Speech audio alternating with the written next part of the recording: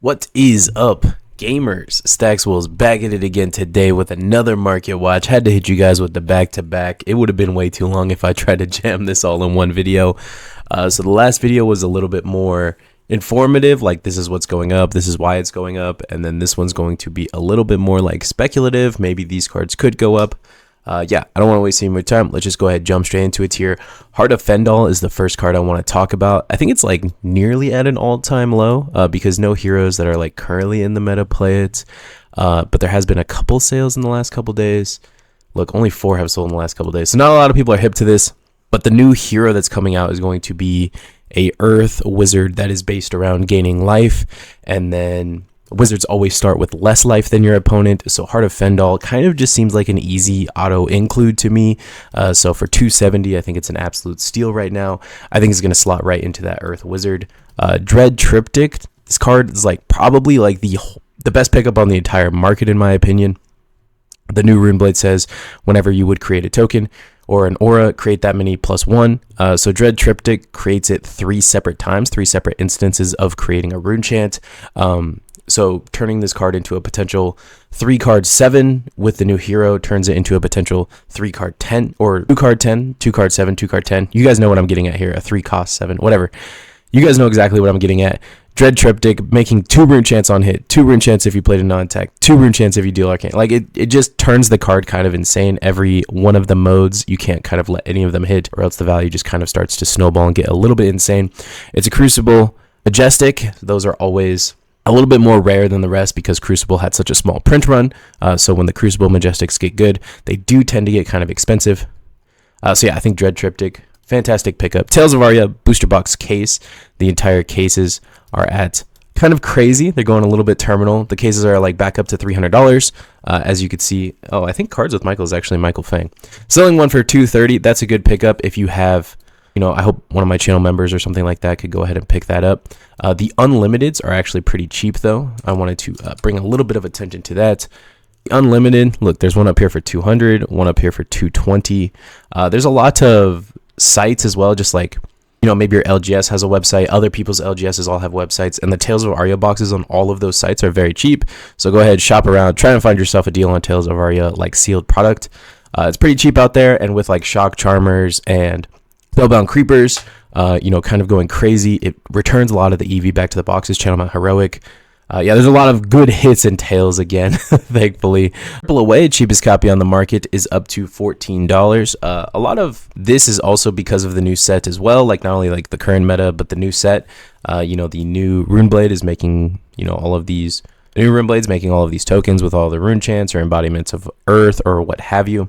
So Ripple Away is going to kind of mitigate a little bit of that, hopefully. And not only that, it's actually kind of insane versus Spectral Manifestations. If you hit a red Spectral Manifestations with this card, it just feels so good. You might actually just win on the spot. Gaze the Ages, cheapest copy on the market. Gaze has always been a little bit more expensive than the rest of the Wizard like Majestics, but the rest of the Wizard cards because it's a Crucible of War Majestic. So yeah, use that same logic with Dread Triptych. But yeah, Gaze the Ages, always been a little bit more expensive. It's continuing that trend. Cheapest copy on the market is now $17, which is kind of insane because I'm not fully sold that the new Wizards are going to have like the same kind of Kano play style. I don't know that they're going. I think LSS is probably trying to take the class in a different direction. So I would be a little bit hesitant to pick this one up. But yeah, cheapest copy on the market, $17. Cheapest rainbow foil on the market is $21. Forked Lightning. There's that new. I think it's like a new channel mount kind of card, except it gives amp 3. So amping a Fork Lightning, instead of a 3-cost or 2-card 4, it becomes a 2-card 10, which is kind of insane. But yeah, that's like kind of the whole thing with Wizard is they have that multiplicative damage. And Fork Lightning is the obvious go-to with that new channel amp card. I forgot the name of it. Cheapest copy on the market is only 20 cents. Granted, it is a super rare, so there's not like a ton of room for it to go up. But just to think about Endless Arrow, when Endless Arrow was very meta relevant, it was like up to what, like $6-7, something like that. So 20 cents could potentially get you up that high. Yeah, I think it's a good investment for 20 cents. Widespread Annihilation, the extended art. This one's actually a good deal. Some of the other EA widespread cards are still like $60-70. But Annihilation is down to 27. And, you know, we're getting a bunch of new Runeblade support. People want to drop Vincent and look at the new Runeblades, but it's totally possible that Vincent gets the support that he needs to be meta relevant. So when you see the cheap Vincent cards, it's probably a good time to pick them up. I imagine we're going to get generic Runeblade support.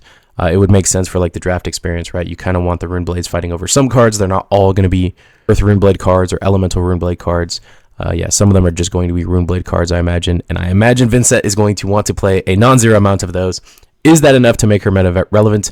I guess we'll find out. Storm Striders. I probably should have talked about this one yesterday. This is like the obvious go-to, but cheapest copy on the market is $105. Look at that chart. Boom, shoot straight up. That's kind of crazy. Longtime fans of the channel are eating very good on this one as well. We've been screaming on the rooftops to buy Storm Striders for the last couple months now. And yeah, this is why. Cheapest copy on the market is $106. Command and Conquer, cheapest copy on the market is $91. This is a great sign. Tunic kind of used to be like the benchmark of like, you know, the price of Tunic was like, is the game growing? You know, is the price of Tunic increasing, or is it like, you know, declining? Is the price of Tunic going down? We kind of can't do that anymore because Tunic's been reprinted in bright lights. Ever since that reprint, like we can't really use Tunic as the gauge anymore. I think the new gauge is Command and Conquer. Cheapest copy on the market is $90, which is a good sign. That means a lot of new people are getting into the game. One of the kind of like barriers to entry is getting 3 CNC. It's not like required to play, but yeah, if you're a competitive player, going to callings, going to nationals, things like that, you definitely need 3 of this card in almost every deck. And the rainbow foil is kind of the big reason I want to talk about this. The rainbow foils are up to $200. There's only like a handful of them up here, then they quickly jump up to $220, then $250. This card's just going crazy and disappearing fast. Dietic Carapace. This is the Runeblade chest from Dusk Till Dawn, has built-in AB2, which is kind of insane.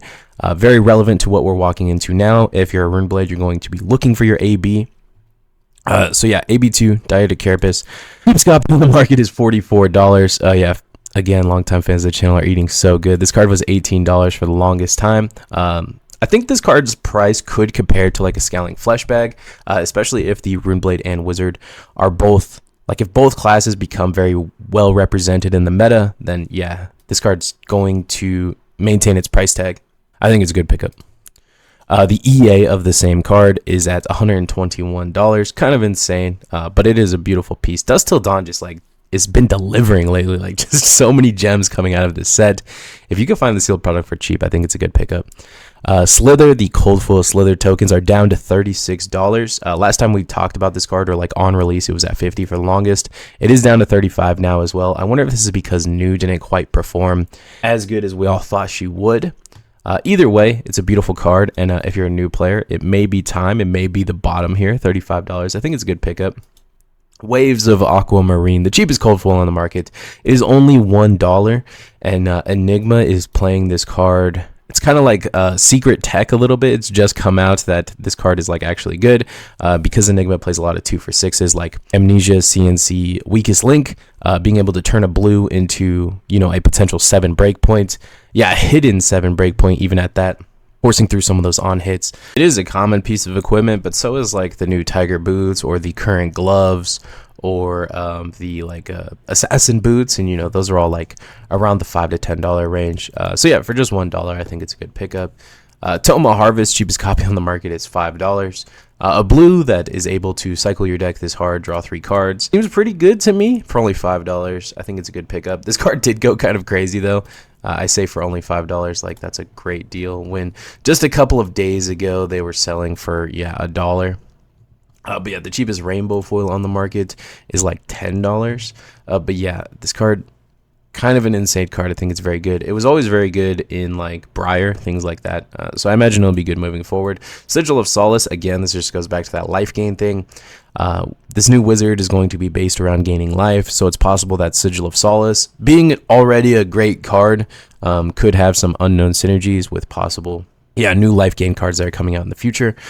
Blink, cheapest copy. Oh wait, sorry, I didn't even say it. The Sigil of Solace. Like all of the promos, I think are a good pickup because they're kind of at all-time lows now that Dromai's gone. Dromai was like the biggest user of Sigil of Solace. Now that Dromai's gone, the price has kind of gone down a little bit. So yeah, for this particular promo, I think this is Barcelona promo. Cheapest copy is $183.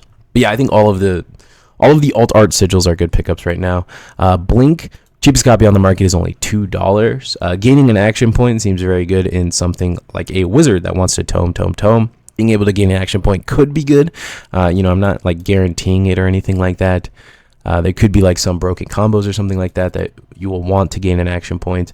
I'm not necessarily the biggest believer in the card, but it is moving quite a bit. Cheapest copy on the market is $2, and if you look at that graph, it was just a quarter for the longest time. Yeah, I don't know. I think the new like channel, or not the new, but like channel Thunder Steppe or whatever is probably better than this card. But it's possible that you want to play both. I'm not sure how dependent on action points the new Lightning Wizard is going to be. Grains of Blood Spill, not meta relevant or anything like that, but the cheapest copy on the market is only $50 now. So if you're a warrior guy and you've been holding off on Grains, now is definitely the time. Or, we talk about this stuff all the time, right? 2 months ago, no one was looking at Runeblade, and we were talking about all of the Runeblade cards. So don't wait for a new warrior to come out to want to buy Grains. Just go ahead, pick up your copy of Grains now. It's probably a good time. You probably won't regret it in the future when the new warriors come out or whatever. That's all I got for you guys today. If you're going to buy Grains or any of the other cards I've talked about on this market watch, please do so using the TCG Player affiliate link in the description below. Costs you absolutely nothing, and it helps the channel out quite a bit. That's all I got for you guys. Later, gamers.